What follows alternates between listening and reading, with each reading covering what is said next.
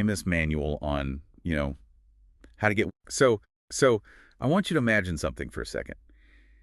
Imagine writing the definitive world-famous manual on, how to get women to sleep with you. Right, the ultimate playbook. Exactly. And this book, it sells millions of copies. It makes you wealthy. It makes you famous. And you basically become the undisputed king of this massive subculture. Yeah, a massive, highly controversial subculture. Very controversial. But then, a few years later, that exact same skill set, the one that made you famous, it lands you in a psychiatric hospital on mandatory suicide watch. It's the ultimate collapse of a perfectly engineered facade, really. It really is. Because you build this entire system to, game human emotion only to discover that human psychology over a long timeline will absolutely destroy any formula you try to impose on it. And that collapse is exactly what we're exploring today on The Deep Dive. We're looking at some seriously intense source material. It's an excerpt from a deeply uncomfortable, brutally honest book called The Truth, an uncomfortable book about relationships. Written by Neil Strauss. Right. The very same Neil Strauss who wrote that infamous pickup artist Bible from the early 2000s. And this newer book, it's basically his attempt to figure out what happens after all that manipulation actually works. Like, what do you do when the person actually likes you back? Yeah, and that transition from surface-level acquisition to actual sustainable intimacy, that is where his entire worldview just completely shatters. It shatters. Because what we are looking at here is the intense friction between human nature, the cultural demand for monogamy, and the profound psychological lengths that people will go to, just to hide their darkest secrets from the people they claim to love. Yeah, and the tone of this text, it is set immediately. Like right in the prologue, there's this sequence of severe warnings. Very severe. First, there's just a general warning to the reader that the ensuing pages deal with this terrifying concept of commitment. But then, and this part is wild, he addresses a highly specific, desperate warning to a woman named Ingrid. Right, his girlfriend. Yeah. He literally writes, if you are reading this, please stop now. Do not turn the page. It's so direct. He begs her to go watch funny cat videos instead. And he tells her that this is basically her last chance to turn back before she sees who he really is. Which acts as this brilliant literary device, right? Yeah. But it also signals the reality of the collateral damage here. Yeah. He is establishing up front that he is the villain of his own narrative. The destruction we are about to analyze, it isn't theoretical. It's a crisis completely manufactured by his own hands. And to really understand the architecture of that destruction, we have to look at compartmentalization. Because this isn't a behavior that just, appears out of nowhere when you're an adult. No, it's usually an inherited survival skill. Exactly. And for the author, the blueprint for living a double life started in a literal closet. Yeah, the prologue recounts this defining moment from his late teenage years that just perfectly illustrates how early exposure to a fractured reality can permanently warp a person's baseline for trust. Right. So as a teenager, he's home alone, and he decides to snoop through his parents' bedroom looking for porn. Classic teenager stuff, right? Right. So he goes deep into the back of his father's closet. And underneath these rows of incredibly mundane blue cotton polyester dress shirts that are washed so many times they're almost white, he finds 3 unmarked brown grocery bags. And they're filled with VHS tapes. The physical layering there is striking. It really is. I mean, you have the dull, uniform, socially acceptable wardrobe of a mid-century businessman literally draped over this hidden, illicit reality. Yeah, so he sneaks these tapes out to the living room VCR, completely expecting to hit the jackpot. But the first tape he puts in, it's a PBS Dizzy Gillespie jazz concert. Right. Then it's an episode of the sitcom Newhart, and then Masterpiece Theater. And he tries the second tape, and it's the Philadelphia story, a tennis match, and then just static. It's just the most mundane, unmasturbatory content imaginable. Literally the exact opposite of what he was looking for. But it operates as psychological camouflage, and it's highly effective because it reinforces the exact image he already holds of his father, which is, this meek, passive, thoroughly unremarkable man. The mundane recordings act as a deterrent for anyone who might stumble across them. But, he keeps digging. He puts in the third take, and suddenly he is looking at extreme raw pornography. But more than that, it actually reveals this sprawling secret sex life that completely shatters his understanding of his own family. Yeah. It's honestly like discovering the foundation of your childhood home isn't made of concrete, like Mm. you realize it's actually made of rotting wood and paper mache. Mm. The illusion of safety just evaporates instantly. Right. What cements that trauma, however, isn't just the discovery of the tape. Oh, right, it's the mother's reaction. Exactly.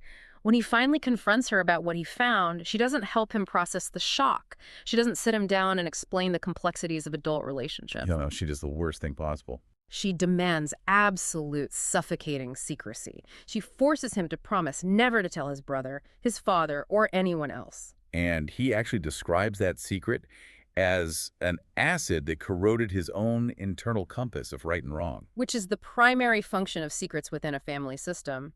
The author actually notes, and this is quite a line, every family has a skeleton, and that skeleton has a penis. Wow. Yeah. By drafting her son into this conspiracy of silence, the mother inadvertently teaches him that living a double life is not just possible, it is the fundamental reality of marriage.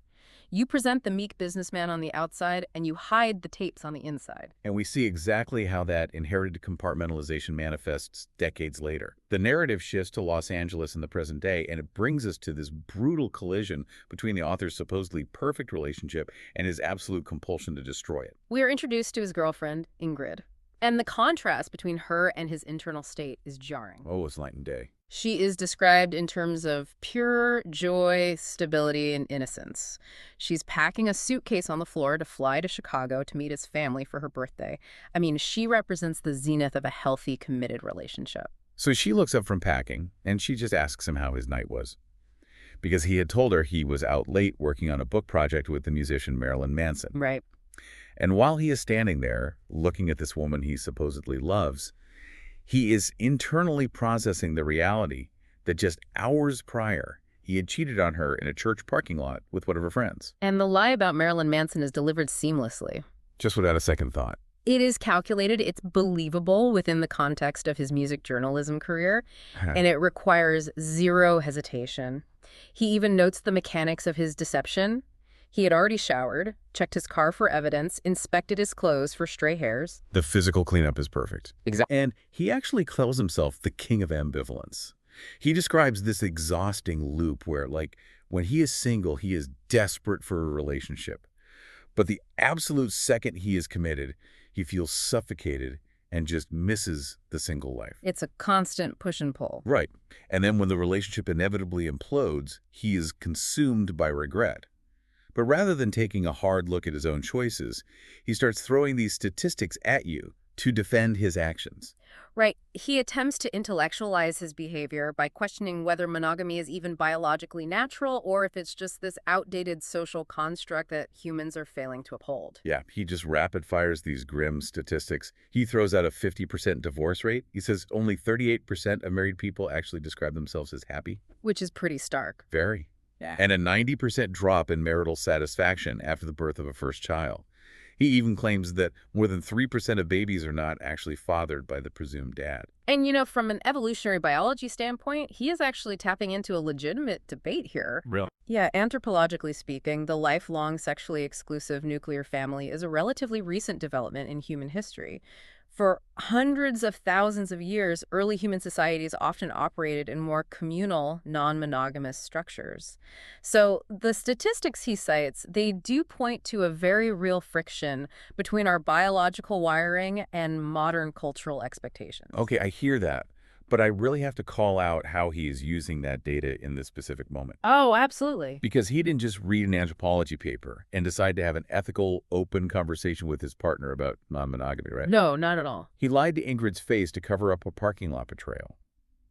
Using evolutionary biology as a shield to justify a complete lack of moral discipline and basic honesty just feels incredibly manipulative. I mean, we aren't cavemen anymore. Biology doesn't force you to lie about Marilyn Manson. That is the critical distinction. He is weaponizing legitimate sociological data to rationalize his own pathology.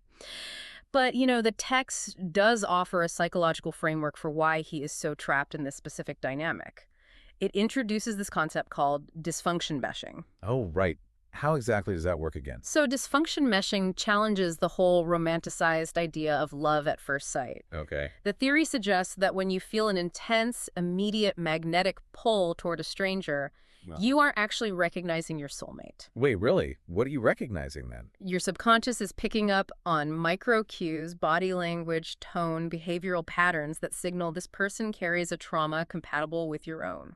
Wow. Your wounded inner child recognizes their wounded inner child. You are subconsciously drawn to the familiar chaos, basically hoping to finally heal by surviving the same fire that originally burned you. That is terrifying. It Yeah. means you aren't actually falling in love. You're just finding a psychological lock that fits your specific broken key. Precisely.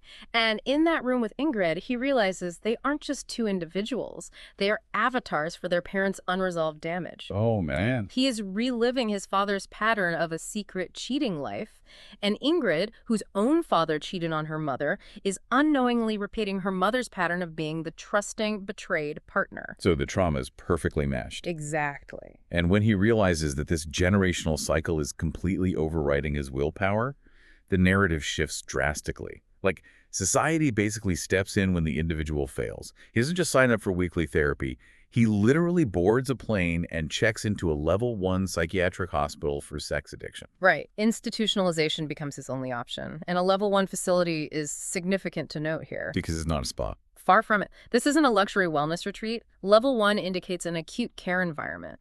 It involves maximum restriction, constant monitoring, and the deliberate stripping away of a patient's autonomy to prevent them from harming themselves or others. And the journey to this clinic is just surreal. He's on the flight, and his brain is still operating like a predatory algorithm. Yeah, he can't turn it off. No. He has this mental map tracking every reasonably attractive woman on the plane, calculating how he could sleep with them. He is entirely consumed by the addiction. And then he steps off the plane and experiences this massive collision of his two worlds. Right, he is intercepted by a fan of his work. Yeah, a tall, square-jawed military veteran stops him right in the terminal. And the guy explains that he read the author's previous book, The Game, while he was deployed in Iraq. The irony here is incredible. It is. He used the author's exact pickup techniques to meet his wife, and now he is flying home for the birth of his son. The veteran actually tells him, "I owe you everything. I'm totally happy." Wow. Meanwhile, the man who wrote the supposed rule book is standing there, fundamentally broken, on his way to an acute psychiatric facility because he is entirely incapable of maintaining human connection. It is a staggering moment of cognitive dissonance. It proves to the author that his entire life's work, the formulas, the manipulation tactics, they only function for surface-level acquisition. All right, just getting the number. Exactly. When applied to the deep, sustained reality of a human life, the formula just yields total emotional bankruptcy. So when he finally arrives at the intake facility, his immediate reaction is denial. He feels like a total imposter. He looks around at patients who are physically shaking, people who might literally die from drug or alcohol withdrawal. And he thinks, well, all I did was cheat on my girlfriend. He's minimizing it. Big time. But then the clinical bureaucracy hits him, and you see how the rules are designed to break down his specific type of camouflage. Yeah, because the clinical environment is engineered to neutralize the intellectual defenses of manipulated people. And that process begins with confiscation. First, they take away his books. And as a writer, he is outraged, comparing the clinic to a dictatorship. Then, they confiscate his nail clippers and tweezers because he has been placed on a mandatory 3-day suicide watch. And how does he react to that? He tries to outsmart the nurse using logic. Yeah. He argues that the clippers don't even have a file on them, and if he really wanted to hurt himself, he would use the belt they allowed him to keep. Which is such a classic defense mechanism. He is relying on logic to debate the nurse and reestablish the dynamic he is comfortable with him in control, outsmarting the person across from him. Right. But the clinic's rules operate on a completely different frequency. Yeah, and that becomes incredibly clear when the nurse informs him of the dress code. Patients are forbidden from wearing tank tops, bikinis, or shorts, and get this, they must wear bras at all times. Right. He tries to deflect with humor, joking about having to wear a bra himself, but the nurse just shuts it down. She explains the rule exists specifically because the facility houses sex addicts. And that is the precise moment his camouflage is entirely stripped away. He looks at the nurse and registers the fear and scorn in her eyes. He realizes that while substance addicts are viewed as a danger to themselves, he is perceived as a predator. Oh, wow. He is the threat that the institution has to legislate against. And to break through that predatory instinct, Hmm. the facility forces him to interact with his emotions in a way that he just can't intellectualize away. They Hmm. use this tool called the check-in board. Right, the poster board. It forces simplicity on a highly complex, evasive mind. It lists 8 basic words: joy, pain, love, anger, passion, fear, guilt, shame. Just those 8. Yes. And he is required to check in multiple times a day and verbally identify his emotional state using only those 8 words. And he hates it because he can't spin it. No room for manipulation. No who's. So he asked the nurse to explain the nuance between 2 of the words. He asked, what's the difference between guilt and shame? And then the nurse's answer just cuts right to the bone of his entire existence. She says, guilt is just about your behavior. Shame is about who you are. That distinction illuminates the core of dysfunction meshing and his inherited trauma. Guilt is the feeling of doing a bad thing, like cheating in the parking lot. But shame is the deeply held conviction that you are fundamentally a bad person, utterly unworthy of real love. Because he carries that shame, he constantly sabotages any love he receives just to prove his internal thesis correct. Wow. He actually tells the nurse he feels anger at the clinic's rules, but lots of shame about himself. And to visually represent these issues, the clinic issues color-coded tags. So it's blue tags for love addicts, red tags for sex addicts. He gets a red tag on a string. And we see the compulsion almost immediately. Yes. The sheer compulsive power of his condition is demonstrated just seconds later. He spots a blonde woman in a pink baseball cap at the reception desk. He sees her blue tag, realizes she is a love addict, and immediately asks her out to dinner. Inside the psych ward. Inside the ward. It perfectly validates the necessity of the confiscated tweezers and the banned tank tops. Without absolute, rigid external control, his default operating system is manipulation and seduction, even there. Initially, he views himself as a uniquely broken monster, right? Like he's the singular villain. But the narrative expands when he realizes the universality of this trap. Because this crisis of commitment, it doesn't just afflict edgy, trauma-burdened Hollywood writers. No, we see this realization unfold through his roommate, Adam. Adam's presence basically shatters the author's assumption that severe intimacy disorders are reserved for the overtly dysfunctional. Right, because Adam wears a red tag, but he looks like he stepped right out of a 1950s magazine ad.